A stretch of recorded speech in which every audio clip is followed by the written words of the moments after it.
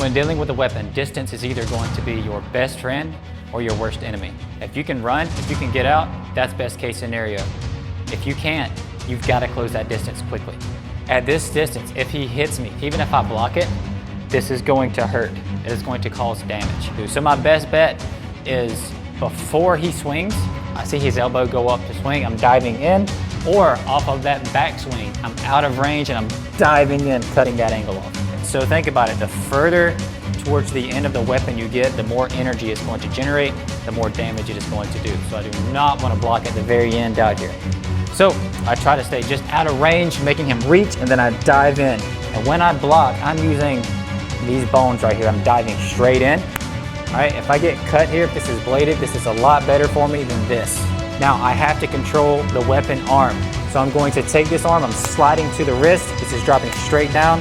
If you know anything about Kyushu, I'm catching these points here, reaching as far under as I can get, and I'm grabbing the tricep and dropping my ear on his shoulder, boom, creating a lot of pressure there.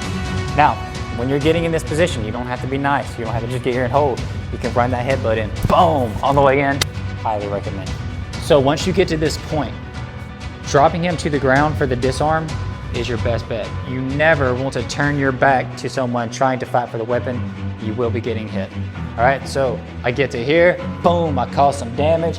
Maybe I cause some damage, but I'm staying attached. I'm going to do 2 circles. First one is going to break his structure. The second will drop him on the ground, but I have to keep that circular motion going and pressure on top of his shoulder. Now notice the difference. If I'm just pulling here, all right, stand up.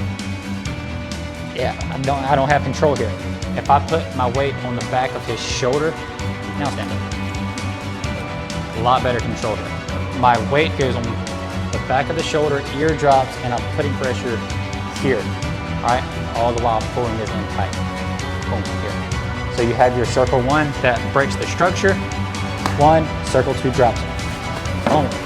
All right, once you have them here and they're on the ground, it does not take a lot of pressure with this knee and pulling up on the arm, you will get a tap. This creates an immense amount of pressure on that elbow joint.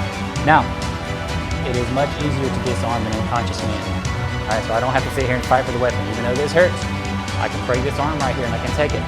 However, his head is right here. All right, I can keep control of this elbow and I can deliver combative to the back of the head and then take the weapon. The choice is yours. You can break the arm, snap the arm out, all right, or you can cause damage and then take the weapon up after the unconscious. Play with it, let me know what you think.